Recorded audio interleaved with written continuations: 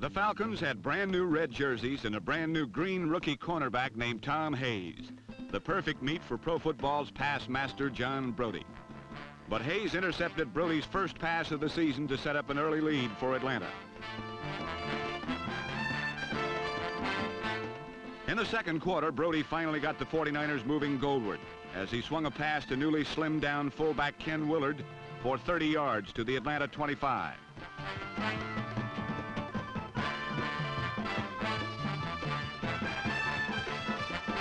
Brody then fooled the Falcons with a flanker around play to former running back Jimmy Thomas, who easily covered the last 25 yards to the Falcon goal.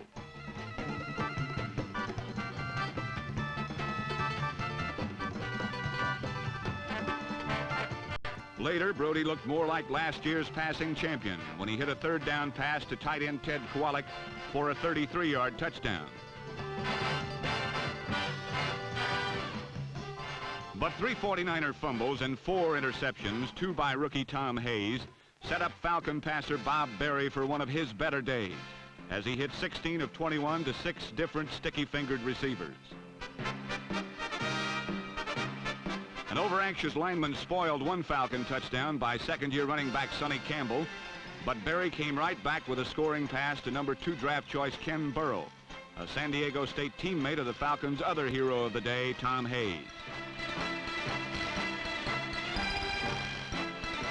Berry at one point hit 9 straight passes, but the star of the day was number 82, Ken Burrow, who scored twice and may be the swift outside receiver Norm Van Brocklin has been seeking for years, and in a way as a reminder of the bouncy former Falcon hero Tommy McDonald. Final score, jubilant Falcons 20, upset San Franciscans 17.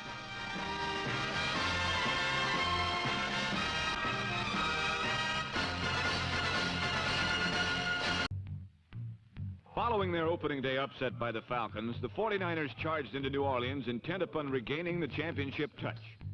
But the Saints had upset hero Archie Super Manning, and the New Orleans faithful were breathless with anticipation.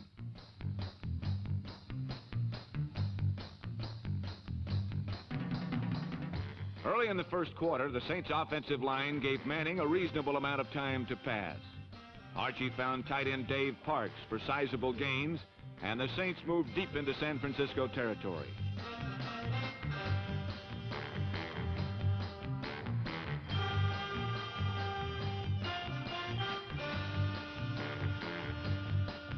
Just as the New Orleans Express seemed touchdown bound, a strange thing happened to its engineer.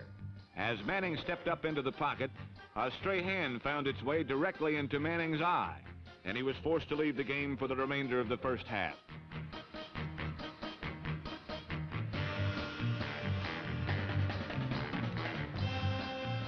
Moments later, 49er Johnny Fuller charged in to block Skip Butler's field goal attempt. The loose ball was picked up by Bruce Taylor, who dribbled it once and then quickly covered the remainder of the 70 yards to the New Orleans end zone.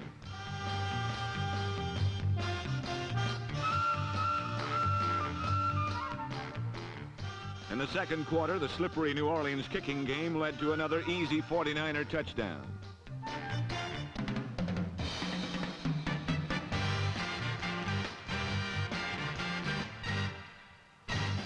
Trailing 14-0, Archie Manning's replacement, Ed Hargett, passed to Dan Abramowitz in the end zone, and the 49er lead was cut to 14-7 at the half.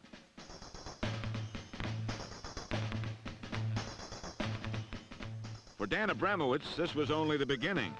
In the second half, Archie Manning returned and threw 2 more touchdowns to the gritty 5-year receiver from Xavier, the 17th round choice in the Saints' first season, and now a man who has caught more passes in the past 4 seasons than anyone else in pro football.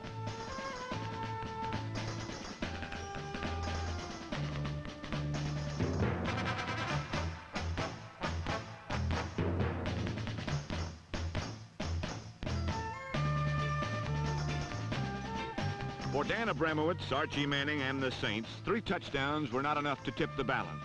8 times the 49ers made the New Orleans quarterback pay.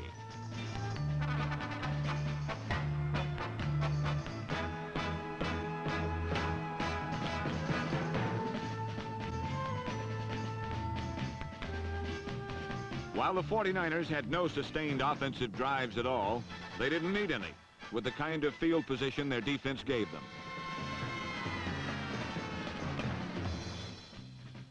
When John Brody's offense was in position to score, they scored, with the kind of fluid drive supplied by running back Doug Cunningham, number 42.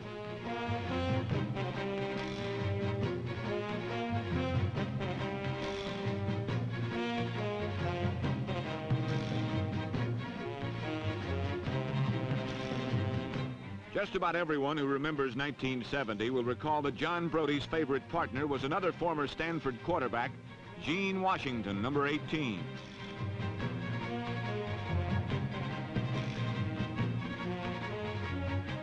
Gene Washington may still be John Brody's favorite partner, but now there's a new Washington to watch for, rookie running back Vic Washington, number 22. And last Sunday in New Orleans, he was the 49ers' most effective offensive weapon, with the biggest plays both receiving and rushing, a 12-yard rushing average in 7 attempts, and the game's most impressive all-around performance, as the opportunistic San Franciscans slid past the youthful Saints 38-20.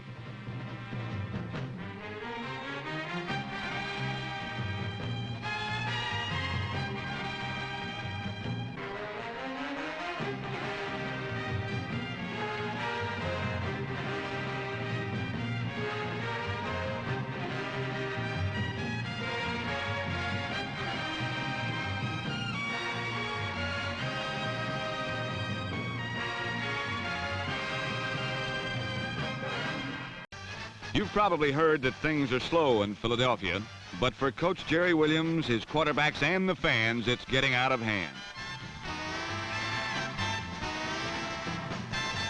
Trailing 3-0 in the first quarter, Pete Lisk connected with number 18, Ben Hawkins, to the 49er 5. But it didn't count because of a holding penalty, and when it did count, the Eagles' offense simply couldn't reproduce the play.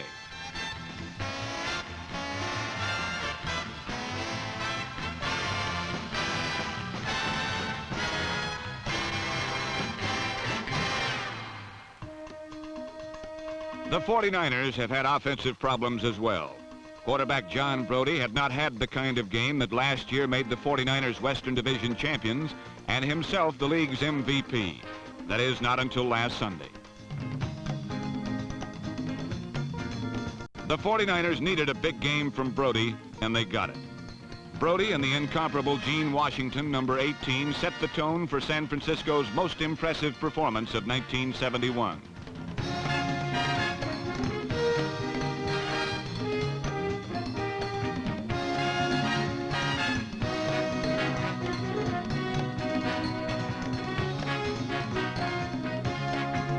Gene caught only 3, but they were good for 112 yards, and he so terrorized the Eagles secondary that it opened up the game for San Francisco's powerful offense. The crashing runs of number 40, Ken Willard, earned him the game ball and made Brody's passing that much more effective. A 30-yard shot to Bob Windsor, number 89, set up the game's first touchdown, a 2-yard flip to tight end Ted Qualick.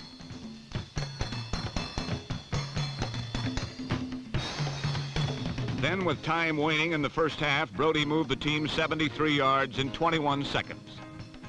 There is another Washington in San Francisco. His name is Vic, and he runs very fast. He used about 5 seconds to race 31 yards.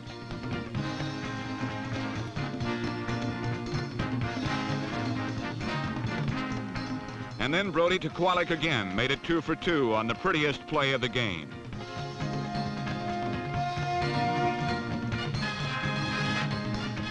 The 49ers led 17-0, and still some time was left in the first half. But that was all the scoring until the third quarter, when Vic Washington iced the game for San Francisco.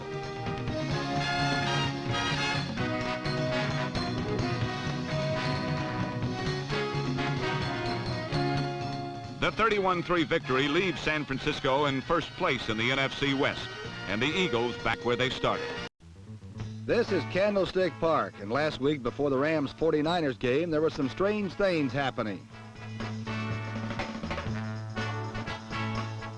The 49ers had even come up with a strange way to keep the synthetic surface cool under the California sun. But there was nothing strange about the way they cooled Roman Gabriel of the Rams. This play early in the game was Gabriel's last of the day.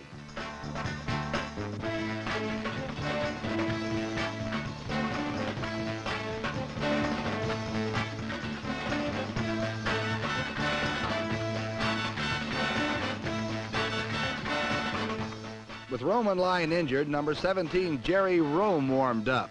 But he should have forgotten it, because between the two of them, Rome and Roman, they finished the game with a minus 18 yards passing on 2 completions in 12 attempts. But while the Rams' passing game was atrocious, the defense was a dog of another color. Every mistake Los Angeles made was rectified by their defense.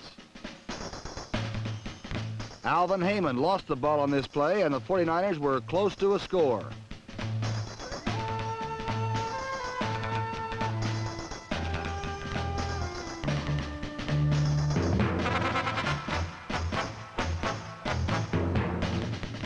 But when John Brody went for the kill, the Ram defense in the person of number 21, Gene Howard, turned the tables.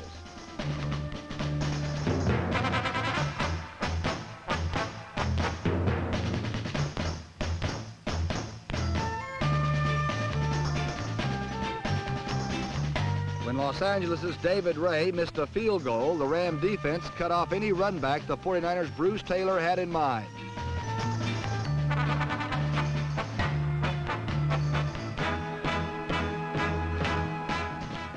Then on the next play, the 49ers muffed a handoff, and Howard recovered and scored for the Rams.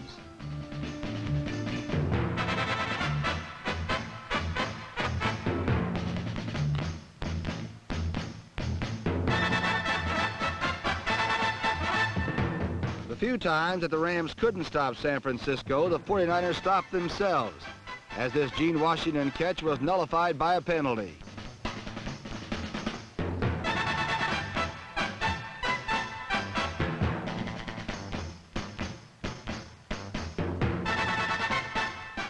In the second half, the defense got some help from the Ram runners.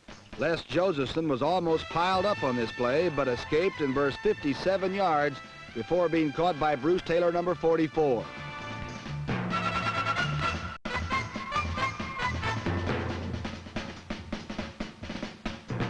Then, on what was meant to be a short yardage play, Larry Smith went 64 yards off tackle, and the Rams were home free and riding high in first place in the NFC West.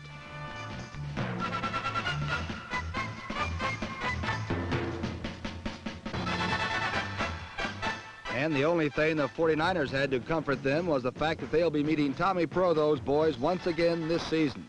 However, this time, Rams 20, 49ers 13. The 49ers are new to Candlestick Park, but old Kezar Stadium traditions remain. Trademarks like the explosive offensive show that 49er football has been through the years. Last week, the big bad Chicago Bears brought their roughhouse defensive reputation to town for an interesting battle of opposites.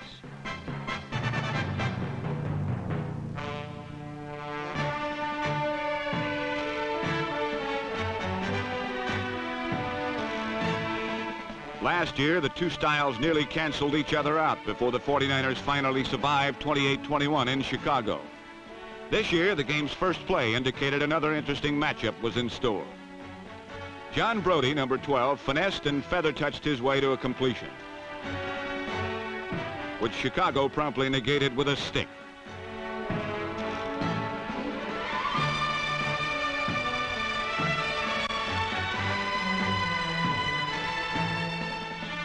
This certainly was Chicago defense, and through 3 quarters, the high-powered prospectors could only manage 2 field goals.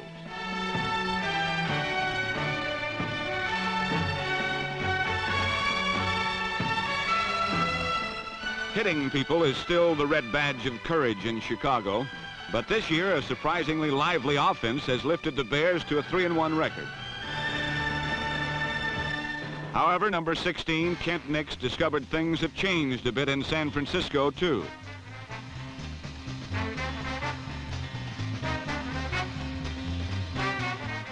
The previously sensational Nix to Dick Gordon combo went flat in the face of a 49er defense that posted the first San Francisco shutout since 1961.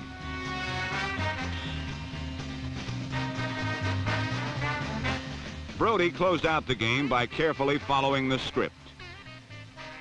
A picture pass to Gene Washington, punctuated with a bare blast. Terminated by a San Francisco touchdown and a 13-0 49er victory.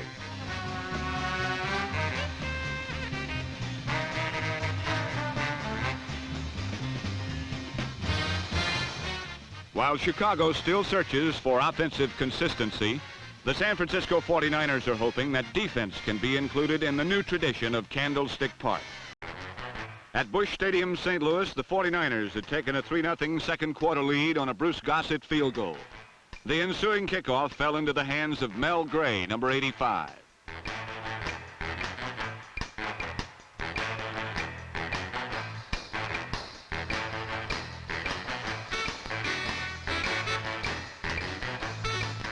"65 yards later, the Cardinals had their best field position of the day. Quarterback Pete Beathard, number 10, improved on that till the Cardinals were on the San Francisco 3. With third down, he called the perfect play, a rollout pass to halfback MacArthur Lane, number 36.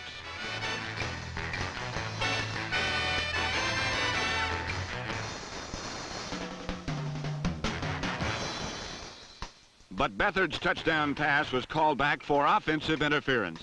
And in a penalty-filled game, this one really hurt, because on the next play, number 86, Cedric Hardman knocked the ball loose for teammate Tommy Hart, number 53. Hart, who had a play like this called back last year, wasted no time in getting to the end zone, and San Francisco led 10-0 instead of trailing 7-3.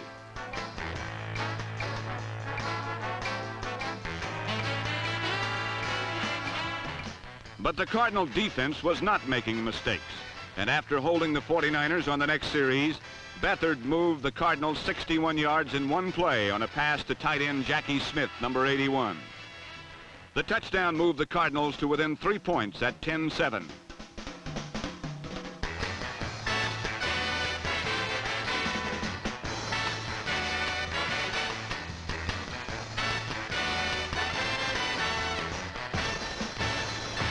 With time running out in the first half, 49er punter Jim McCann blew the snap and the Cardinals were inside the 49er 10. But they gambled for the touchdown instead of the field goal on fourth down and lost. And from then on, it was all San Francisco. While the 49ers suffered a club record 168 yards in penalties, they had number 82, Ted Kowalik, to get them out of trouble. And his clutch plays helped set up 4 Bruce Gossett field goals. The Cardinals made it close again in the fourth quarter on a Beathard pass to John Gilliam, number 44.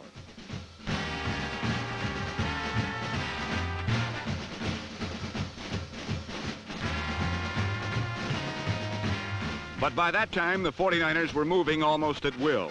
And on the very next possession, John Brody found number 88, Dick Witcher, for 50 yards of breathing room. San Francisco had won 3 in a row. Despite the season-long rash of penalties, the 49ers are making the big plays that win. And they'll all tell you that's what's important to them.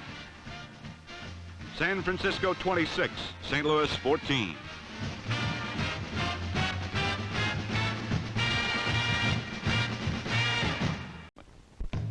The Stanford Alumni Association met at Candlestick Park last Sunday, and most of them played in the game.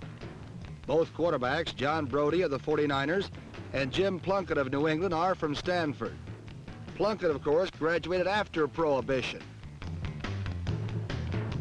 And both 18s, Gene Washington of San Francisco and Randy Vataha of New England, played there as well. The similarity should have ended there, but the first half saw some rare occurrences. First, Gene Washington dropped a touchdown pass. And even more rare, the Patriots dropped John Brody.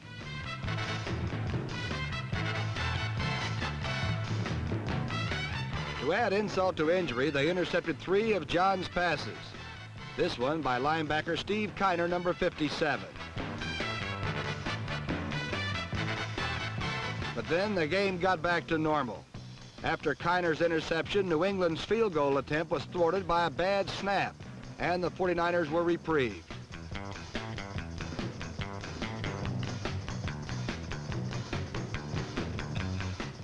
Plunkett, while frantically searching out his friend Vataha, spent most of the afternoon getting acquainted with the San Francisco defense, most of whom got more than one shot at him.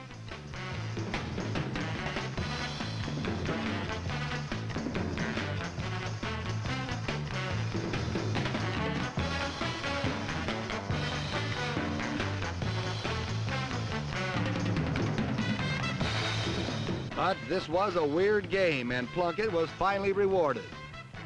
Following a 49er fumble, Plunkett finally found Vataha in the end zone, and San Francisco led only 13-10 in the fourth quarter.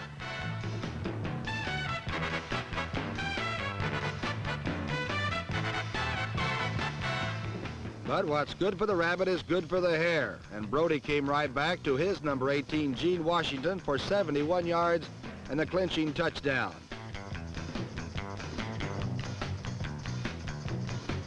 If this game seemed a close one, it was. And again, the deciding factor was San Francisco's special teams.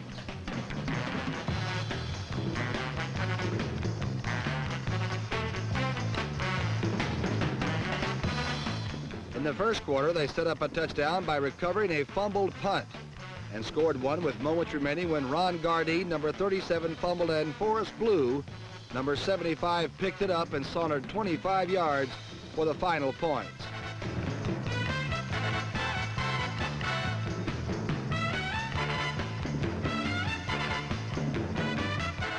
Every week, the 49ers seem to be flirting with disaster, yet they keep on winning. This was number 4 in a row as the 49ers regained first place in the NFC West.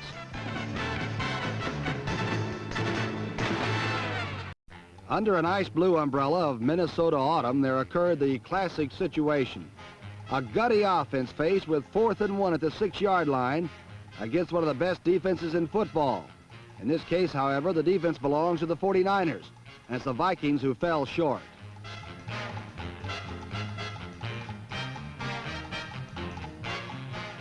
But the Vikings, who do play eye-popping defense, got the ball back on the very next play. Indeed, they were given 5 turnovers by the 49ers, but couldn't score a touchdown.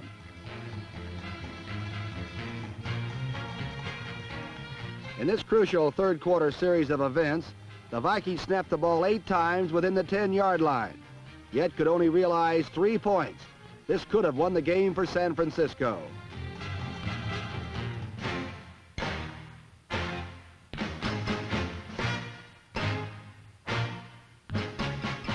While the Purple Gang was very much in evidence during the game, they were ultimately outplayed by the 49er defense, which allowed the Vikings 2 first downs the entire first half.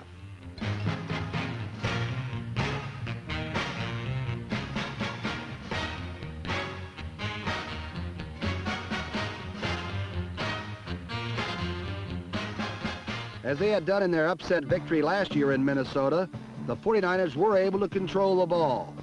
Vic Washington broke out for 42 yards, the longest run of the season against the Vikings.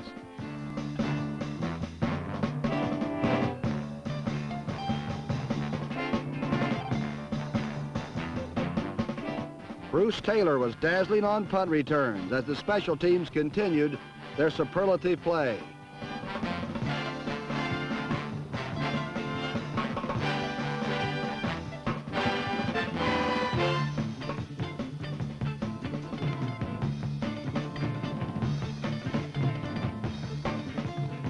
All of these sunshine efforts, however, produced but one shadowy touchdown.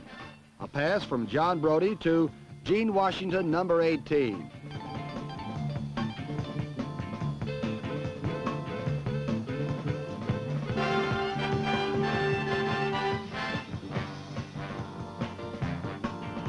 Even though the Vikings caught fire late in the game on the receiving of number 27, Bob Grimm, the 49ers saved their only interception of the game for a very opportune moment.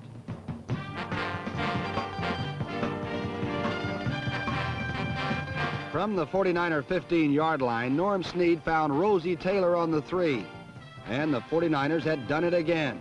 This was number 4 in a row for the San Franciscans. And that definitely deserves some first place patty cake. 49ers 13, Minnesota 9. On Sunday, the 49ers thought of the Saints as a punching bag or a sparring partner. Something that wouldn't hit back, but would help sharpen their skills for their showdown with the Rams.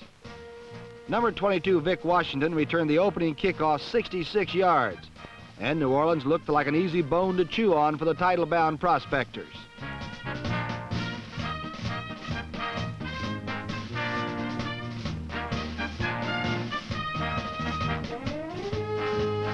Everything looked so simple. There was graceful Gene Washington making another one of his incredible routine catches. Then there was the old pro John Brody using play action and isolating swift Vic Washington on a linebacker for a score. There it all was, one field goal and one touchdown and an early 10-0 49er lead. There it all was again, another Ted Kwolek sticky-fingered catch. But there it all went as the doormats began to do the stomping. Suddenly, both teams' roles reversed as quarterback Ed Hargett slipped a pass to Dave Parks, and the big tight end resurrected the greatness he used to display in the glory years with these same 49ers. Now the punching bag was hitting back as number 42 Jim Strong slipstreamed through the wake created by perfect blocking. Then Hargett went over the top of the San Francisco secondary and speared Danny Abramowitz for the apparent go-ahead score. When a penalty denied the score, Hargett coolly found Parks running free again, and it was an uncontested touchdown.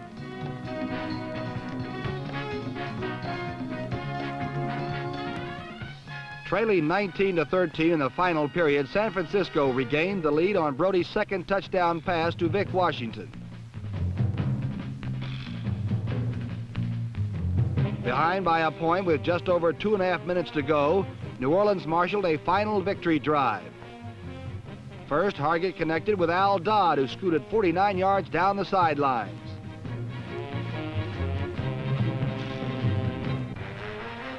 With just over a minute to play, Hargett hooked up with rookie Virgil Robinson, and the Cinderella Saints took the lead 26-20.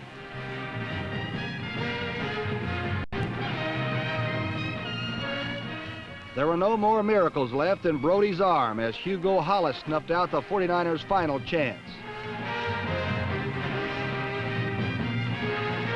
For the Saints, it was another stunning upset. For San Francisco, it was a step backwards in their timetable for a championship.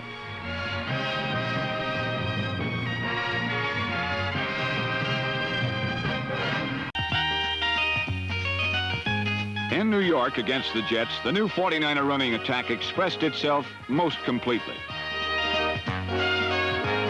Both Vic and Ken gained over 125 yards rushing. Not since the million-dollar backfield of the late 50s have the 49ers been so impressive just running the football.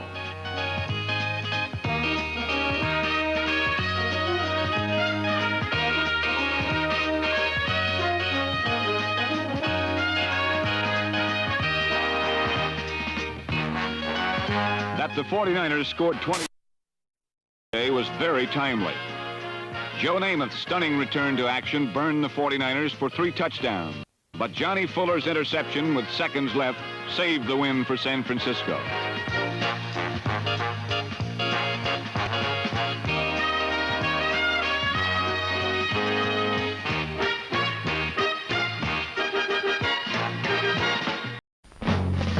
In reflecting on last Sunday's games, the 11th week of the NFL season marked the return of 3 of football's most Hollywood figures, and all 3 are quarterbacks.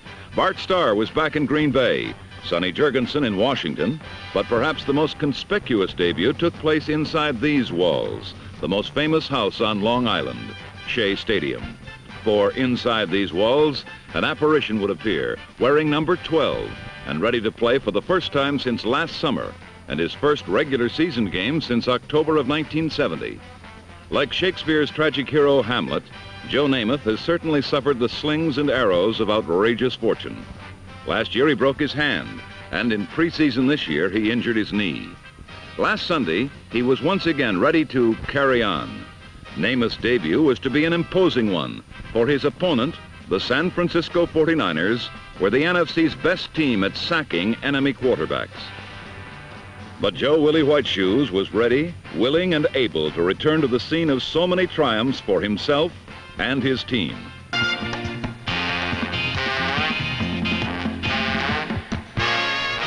It looked like a long day for the Jets offense. The 49ers had a famous number 12 of their own. John Brody has been beguiling defenses long before Joe Namath was in college, and he started the game by challenging the strongest facet of the Jets' defense. Brody sent number 22, Vic Washington, running around the Jets' flanks on his first series, and he and Ken Willard ran through New York on 8 of 9 plays in the drive, which ended with Washington fumbling the ball away. 49ers had the ball at midfield.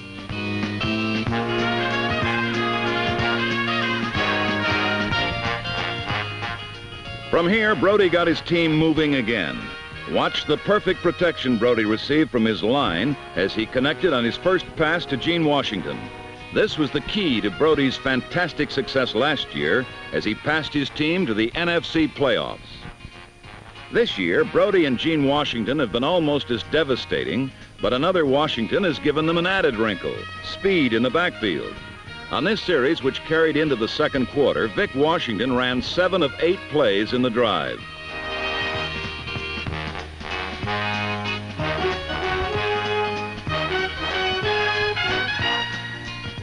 Washington, a rookie, has been accused of outrunning his blockers. Last Sunday, he outran his blockers and everyone else, and his feet finally ended in the Jets' end zone for the first score of the day. Brody had surprisingly thrown only 2 passes in his 2 series as the 49ers were beating the Jets' defense at their own game, the run. He underthrew the receiver. Bruce Taylor timed the ball perfectly and raced 40 yards to the Jets' 2.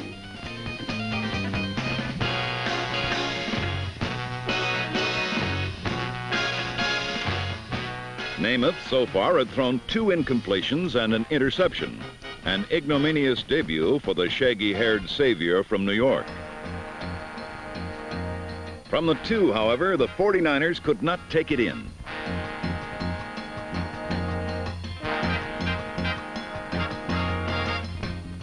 Foiled by the Jets' defense and betrayed by his own receiver Bob Windsor on 3rd down, Brody and the 49ers settled for a field goal and a 10-0 lead.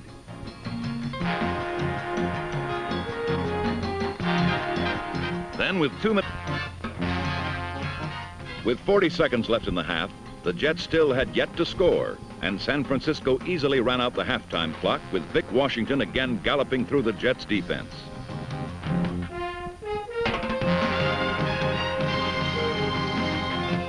The 49ers had gone with their ground game rather than their long passing, and thus far it had worked well. Joe Namath had made his long-awaited debut, and it had not worked so well, but he had just begun to fight. At the start of the half, a 31-yard burst by streamlined Ken Willard, plus a face mask penalty by his tackler W.K. Hicks, put San Francisco deep in New York territory. Several plays later, from the 1, John Brody rolled right and beat all 3 New York linebackers to the corner of the end zone for a touchdown that put the 49ers in a seemingly safe lead. Steve Harkey's disastrous fumble in the first half didn't look so big now, with the Jets trailing by 17 points, 1971.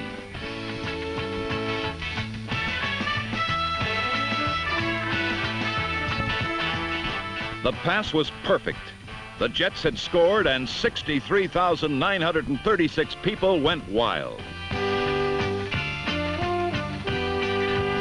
It almost produced a big break for New York.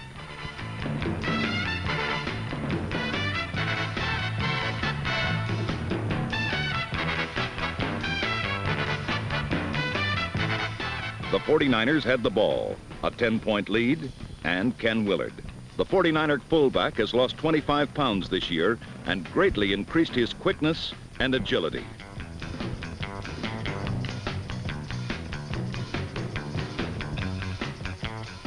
Willard went 49 yards, but that was to be all, as great individual efforts on 3 consecutive plays stopped San Francisco.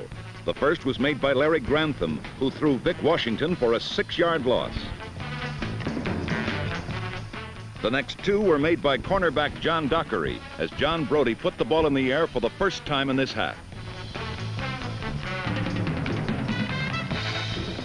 Dockery batted away a pass intended for Gene Washington in the end zone. And then as Brody attempted a third down pass for Ted Kowalik, the man from Harvard was there again. The 49ers had been stopped short again, and the Jet deficit remained 10 as the third period ended.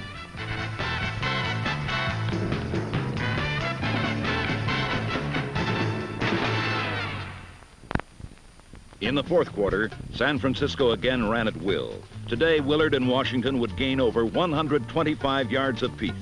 From the Jet 22, after a fake to Willard, Brody lofted a pass to Vic Washington all alone at the goal line for an easy score. A Jet linebacker failed to pick up Washington coming out of the backfield, and this repeat shows why. Watch number 55, John Ebersole, go for the play fake to Willard. This froze the right side of New York's defense and allowed Washington to make his stumbling catch unmolested. Ebersole finally caught up with him a bit too late. It was a big play and a day full of big plays, but this one seemingly put the game out of reach, 24-7. 2 plays later from the 20, Rich Castor made a nice catch in front of Johnny Fuller for the score. The Jets had narrowed the gap to 10.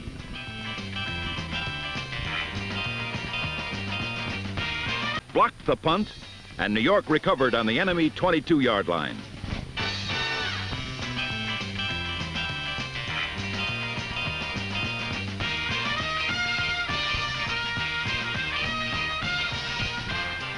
Now at the 22, Namath dropped back. Looked right until the last minute when he threw left to Eddie Bell, who had beaten Bruce Taylor. New York had scored 14 points in just over 2 minutes and now trailed by only 3 points. It appeared that fate was against them when Brody, back in the game, completed a rare pass off the fingertips of Paul Crane.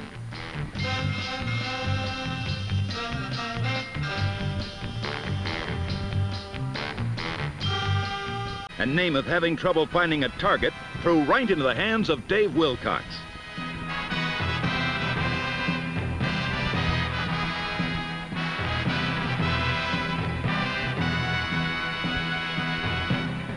Watch number 44, John Riggins, desperately try to grab the ball instead of tackling the 49er linebacker. It appeared to nearly everyone that a great effort by a great quarterback had ended on the interception. Watch the reaction of San Francisco's Jim Snydecki on the sidelines during the play.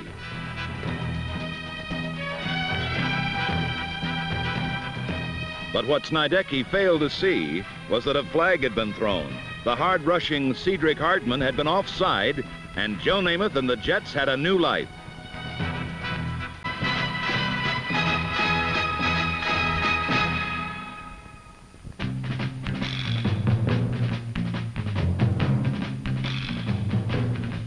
The sad ending for New York had been provided by Johnny Fuller, a reserve safety who had been stung several times today.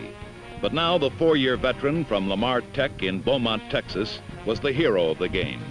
The 49ers were victorious in a crucial game. They are locked in a tight race with the Rams in their division and now lead them by 1/2 a game. On a sharp December night in San Francisco, the 49ers met the Kansas City Chiefs. Both teams are remarkably similar in ability and disposition, and the game took on a quality of unity that made it rather unique.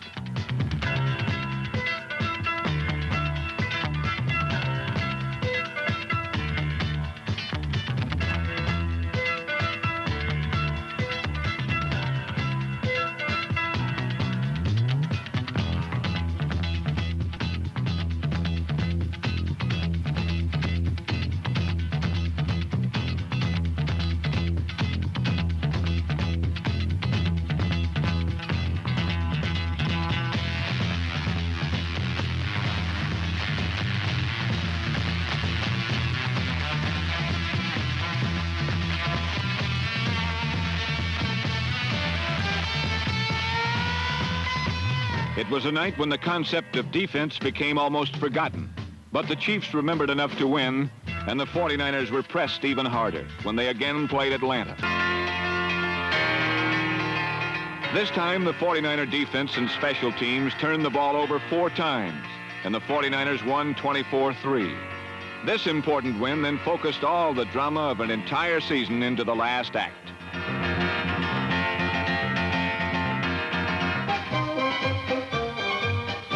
There is something fabled about winning the championship at the last moment.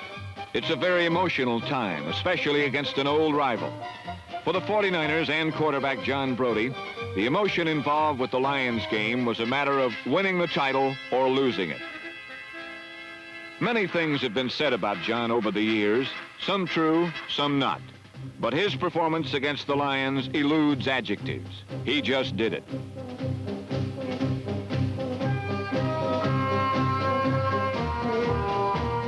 Passes to Gene Washington, Dick Witcher, and Ken Willard gave San Francisco a 17-6 lead.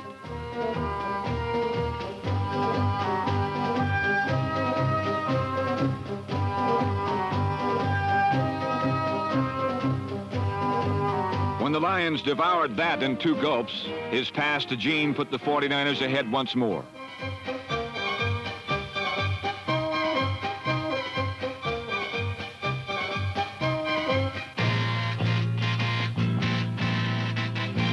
But this was no ordinary day.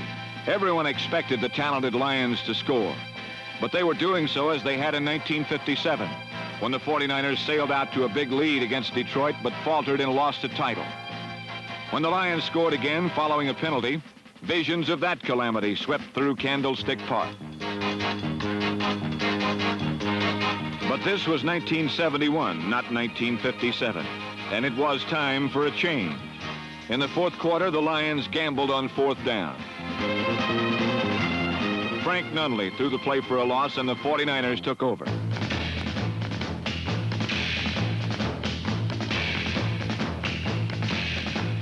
Several plays and hundreds of heartbeats later, John Brody improvised his finest moment.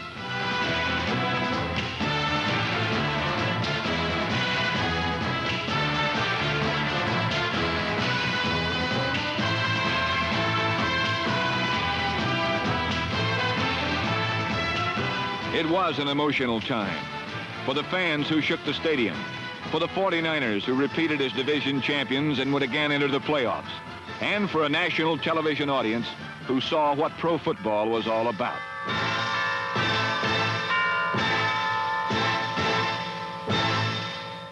High and breaking the timing of the play.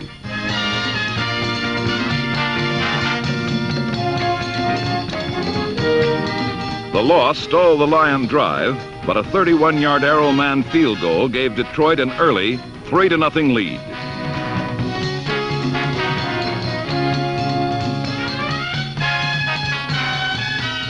Trailing by 3, there was no need to abandon the game plan, and Brody again used his ground forces to tighten up the Detroit defense. And when Brody went up top this time, the Lions were had. A good play fake to Ken Willard froze the Detroit defense, enabling Ted Kowalik to work loose. On a repeat, we can see why the play worked so well. Watch as the fake to Willard catches number 21, Al Clark, for just the instant that it takes for Kowalik to get open.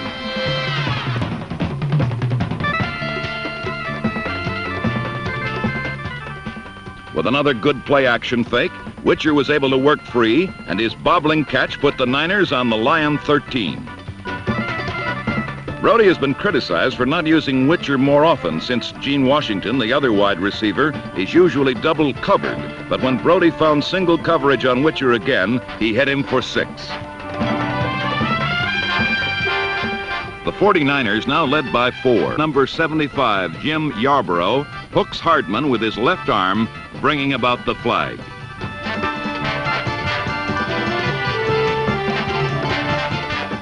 With a 3rd and 32, Landry was forced to throw, but Jimmy Johnson broke up his pass to Earl McCullough. The Lions had to settle for a field goal and trailed 7-6. For Detroit, it was a disappointment to still be behind when it appeared that they'd taken the lead, and on the ensuing kickoff, Vic Washington almost made their disappointment even deeper. Jesse, number 89, caught Washington from behind at the 38, and on the first play of this 49er possession, Larry Schreiber tacked on 23 yards to the Detroit 39.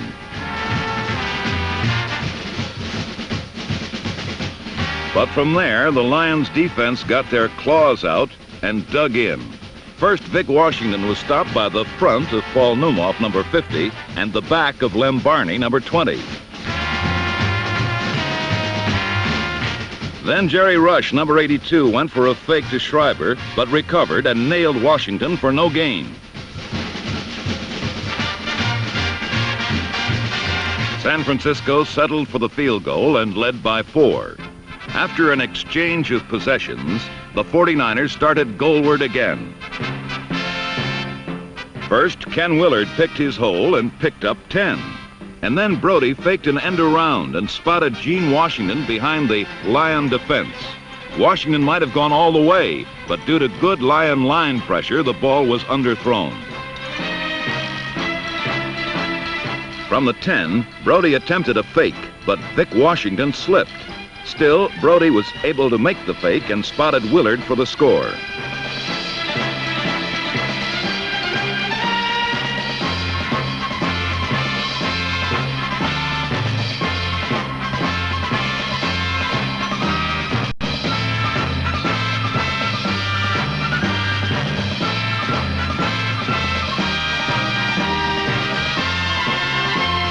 San Francisco had built their one-point lead to 11. But despite being 11 down, 49er 14, Alfie Taylor didn't break anyone's records, but got the Lions to within 4 points. When San Francisco got the ball again, there were over 2 minutes to play, and with the 49er offense working so well, Charlie Sanders threw a pass interference call on Mel Phillips. Phillips disagreed, but the Lions now had the ball on the 49er 3-yard line.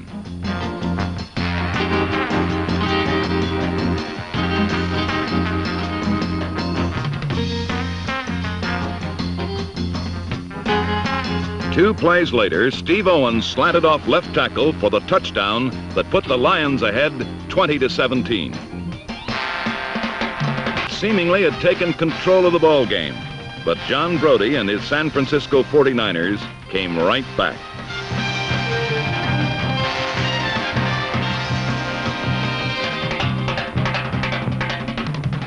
After Ken Willard had taken a short pass for good yardage, Willard and Vic Washington slashed for huge chunks of yardage through the Lion defense.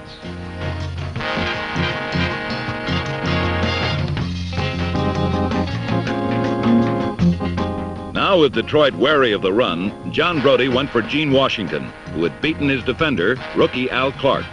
Brody's pass was awry, but his strategy was not. John Brody had been waiting for the right moment to test the rookie. 2 plays later, Brody tested him again.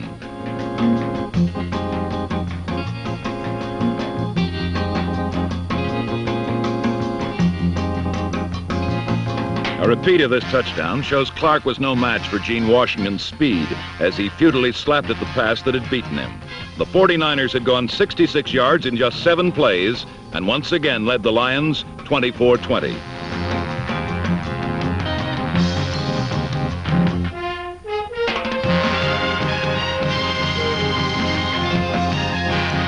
Washington's catch was the 3rd Brody touchdown pass of the day, his 19th of the season, and the 202nd of his 15-year career.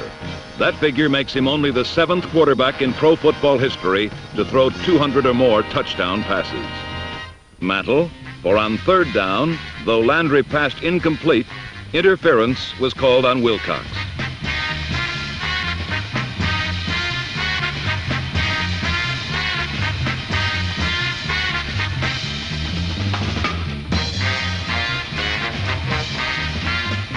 A repeat of this key play from the end zone reveals that after the ball was released, Wilcox, coming across in the foreground, did push Owens out of the play. It was a close call, but it was a correct call. Wilcox, the 8-year veteran from Oregon, naturally didn't concur.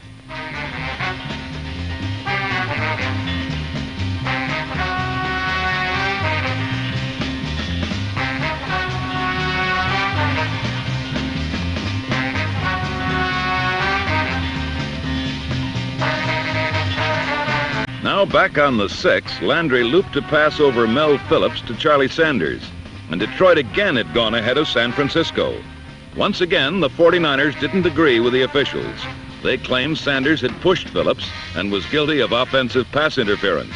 A repeat again vindicates the officials. As long as the ball is in the air, both players can go for the ball.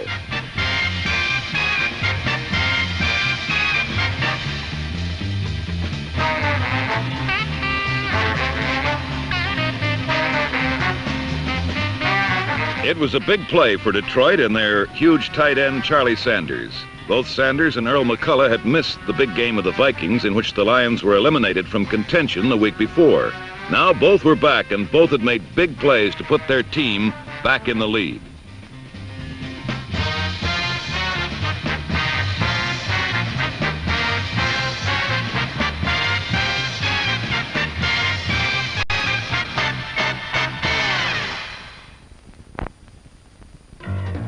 The third quarter had seen 3 consecutive drives that ended in touchdowns. But that streak ended when Vic Washington dropped a Brody pass on 3rd down.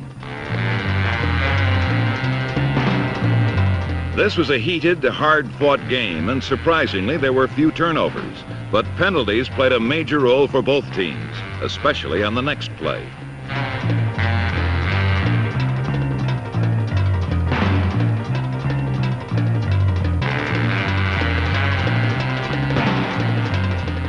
The Lions' touchdown from the fumbled snap was called back because of an illegal procedure call, and Detroit ended up taking possession on their own 34.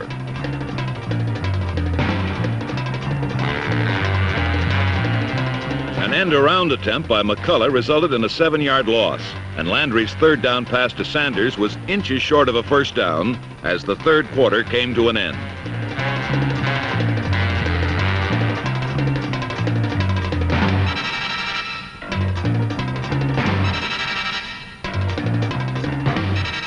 The Lions made a dramatic decision. They disdained a punt and went for the 1st down on their own 40.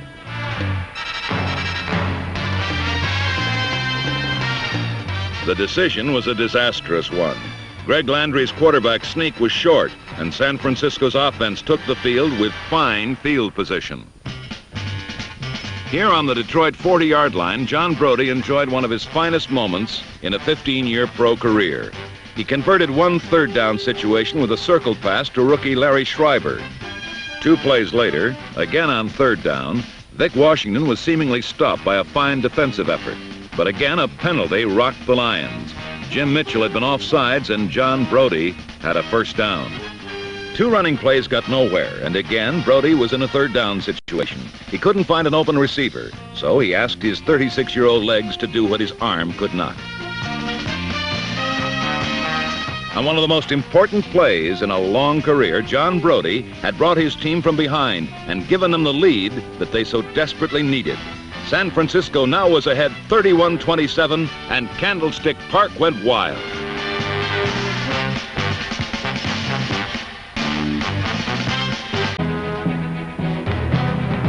With 8 minutes, 25 seconds remaining, the offense took over.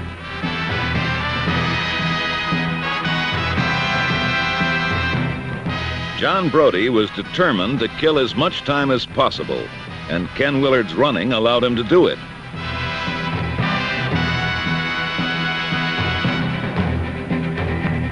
Detroit knew Brody wouldn't throw unless faced with long yardage.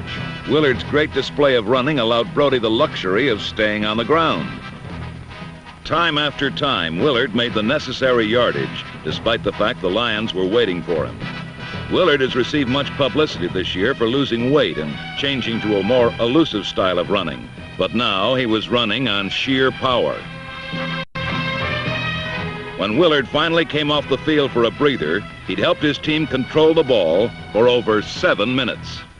Only on 4th down, when Brody and Washington collided on a handoff, did Detroit finally get possession of the football.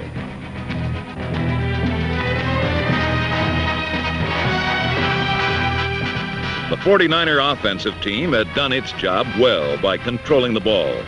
Now, once again, it remained for the defense to hold Detroit. One more time, with just 1.5 minutes left in the game.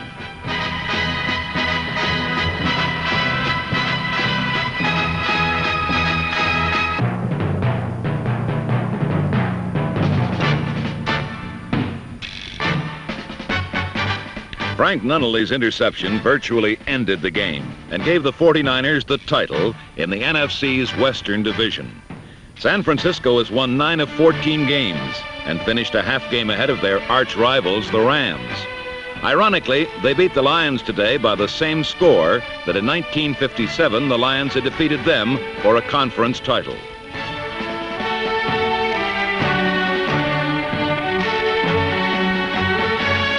So, for the second consecutive year, the 49ers were in the playoffs. Next, they'll play the Redskins for the conference championship. But last Sunday, nearly 46,000 screaming fans could think of nothing but today's dramatic victory and the heroes it produced. On a uniquely unpleasant day in the Bay Area, these San Franciscans and a national television audience witnessed a study in contrast. The 49ers made the playoffs for the second straight year because they became a team that shook off indecision and found an identity.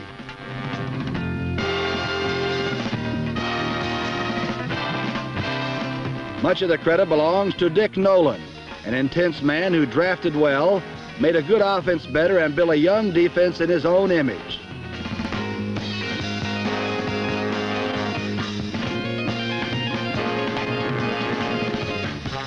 The defense has made the difference in San Francisco. The Redskins, too, have become believers.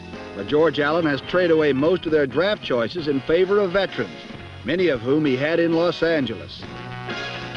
But the Redskins won, and with Allen as coach and cheerleader, the Redskins made postseason competition for the first time since 1945. Under George Allen, the Redskin defense, which had been charitably described as pathetic, became a real good one. 49er running backs Kenny Willard, number 40, and Vic Washington, number 22, found out how good in the first quarter as they were denied running room.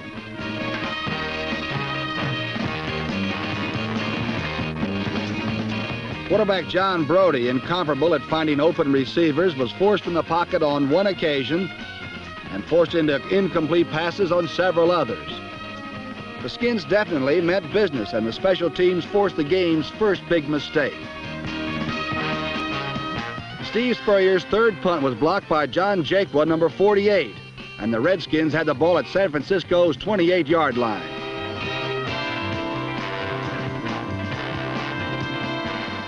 With the 49ers shutting off the run, quarterback Bill Kilmer began looking for tight end Jerry Smith, an all-pro candidate who's been hurt most of the season. Washington converted a crucial 4th down and inches and scored the game's first touchdown on a pass from Kilmer to Jerry Smith.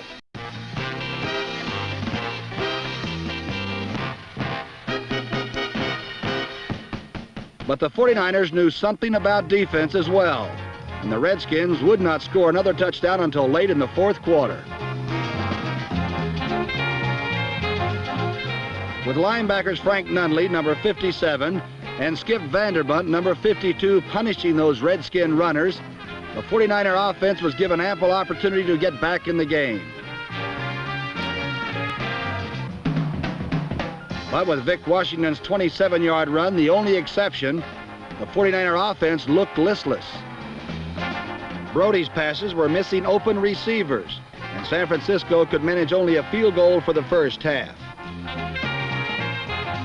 While line coach Dick Stanfill analyzed what was going wrong with the 49er offense, the Redskins took advantage of another strength, their specialty teams. With the offense faltering, the Washington return team set about to win the game themselves. Ted Vactor returned a punt 47 yards late in the first half. And leading 10-3, the Redskins threatened to blow the game wide open. With but seconds remaining in the half, Allen and Kilmer decided on a little razzle-dazzle to cross up the over-pursuing 49er defense. But Cedric Hardman, number 86, maintained his position and made the big play. A move made even more important as the Redskins' attempted field goal was blocked by Frank Nunnally, and the score remained 10-3 Washington. Again, the 49er defense had held, and while Dick Nolan could find some solace in that, his offense was not scoring. All it would take now would be one mistake in the second half, and any George Allen team would laugh all the way home. If the 49ers needed anything, it was a visit from Santa Claus. However, Santa wasn't hanging in there too well. On instant replay, we can see that Santa just folded up in a clear case of what a good rush will do for you. In any case, if Santa needed some help, so did the 49ers as Speedy Duncan returned the second half kickoff 66 yards before Johnny Fuller saved the touchdown.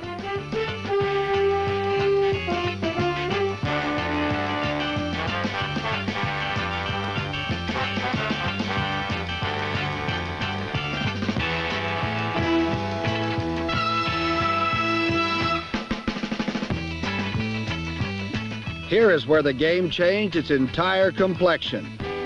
Nolan's defense again faced 4th down and inches, and again the Redskins gambled for it. Frank Nunley threw the play for a loss, and the 49ers took over.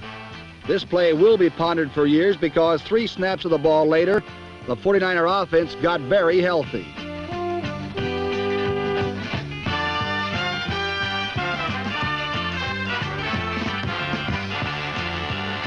John Brody found Gene Washington all alone, and 78 yards down the road, San Francisco became another team. In one almost unbelievable stroke, the Redskins were cursed.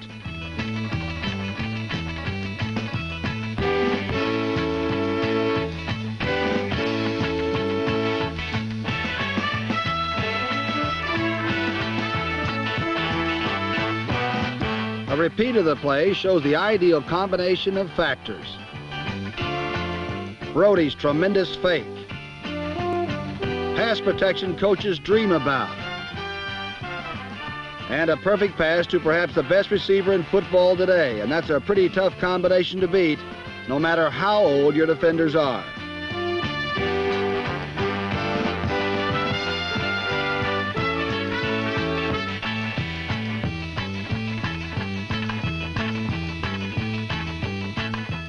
The 49ers have had to pull off innumerable big plays in their pursuit of excellence, but it would take a large memory to conjure anything more dramatic in their history. Ironically, it was Gene's only catch of the day, but he didn't waste it. And George Allen's Redskins found themselves in a hole, even though the score was still tied.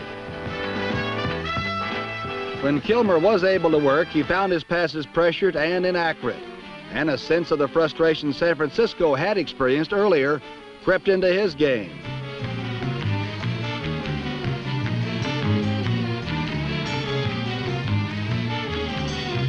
Moments after Washington's touchdown, Kilmer made his only mistake.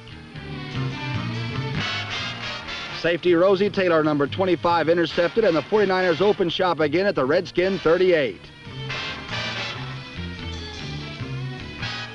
As might be expected, John Brody started throwing.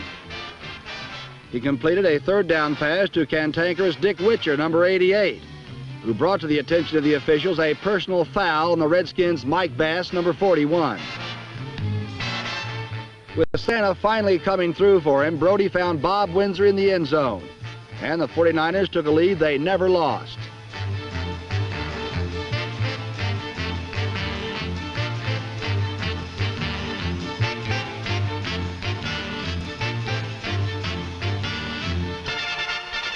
But the Redskins hardly played possum. On the ensuing kickoff, Speedy Duncan roared back 67 yards, and that led to a Washington field goal by Kurt Knight.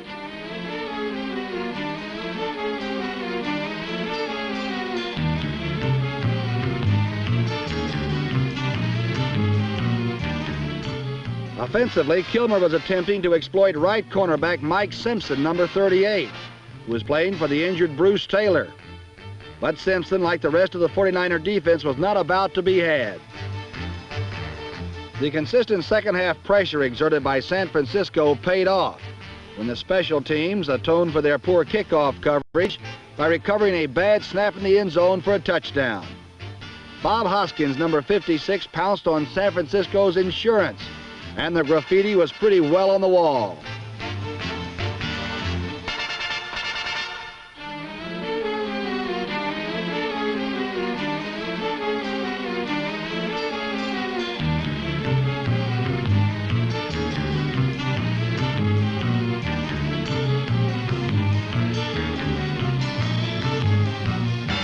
Bill Kilmer did engineer a fourth quarter drive that resulted in a touchdown to Larry Brown, but by then it was too late.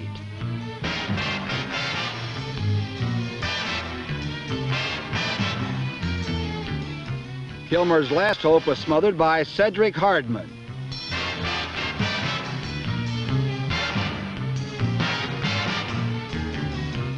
The 49ers had won 24-20.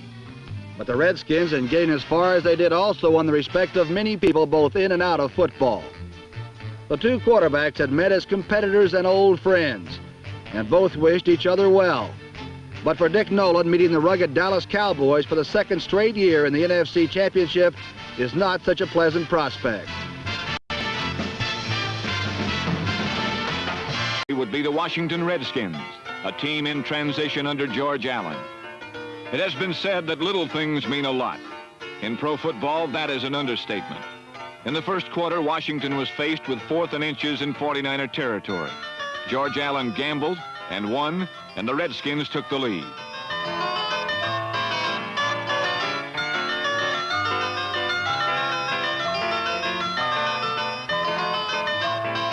The Redskins are quite different from the 49ers.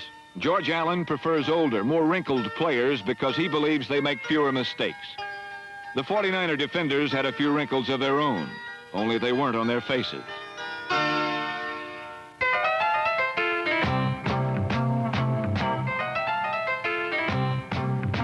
Redskin runners were set upon by roving gangs of red shirts.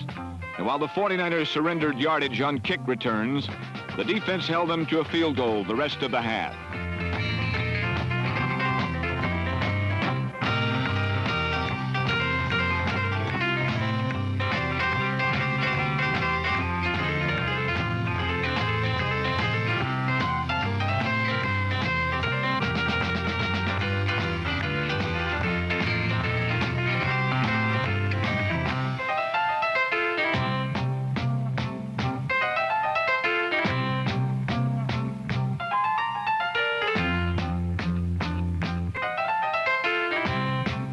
Offensively, the 49ers could manage but a field goal themselves during that time.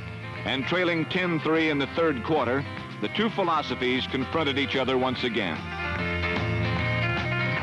It was 4th down, and George Allen was still in a gambling mood.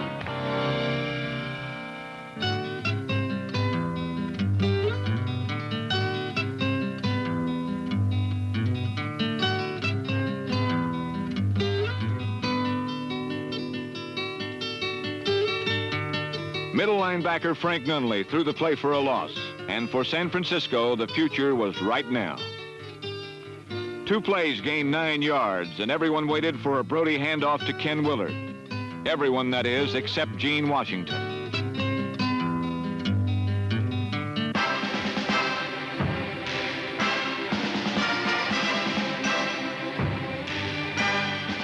The 79-yard pass, catch, and run tied the score at 10-all. But there was little doubt as to the eventual outcome, because that would be a tough act to follow. Suddenly, change came to life. As expected, the San Franciscans came into a nice harmony with one another. Rosie Taylor, only one of 3 players obtained by trade, intercepted a Bill Kilmer pass.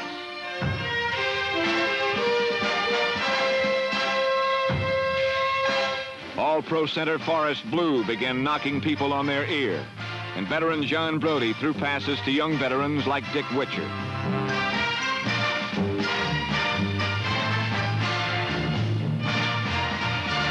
Reserve tight end Bob Windsor put the 49ers ahead to stay.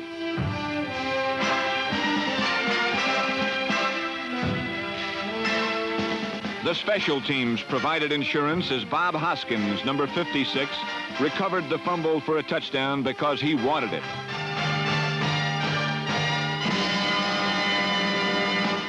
As the 49ers had spooked the Redskins with one big play, so they would be haunted the following week in Dallas by another. And in this situation, it's possible to apply all kinds of analogies. But the fact is that the 49ers are going to be good for a long time, and everybody knows it. That's a change for San Francisco, and it means more than winning.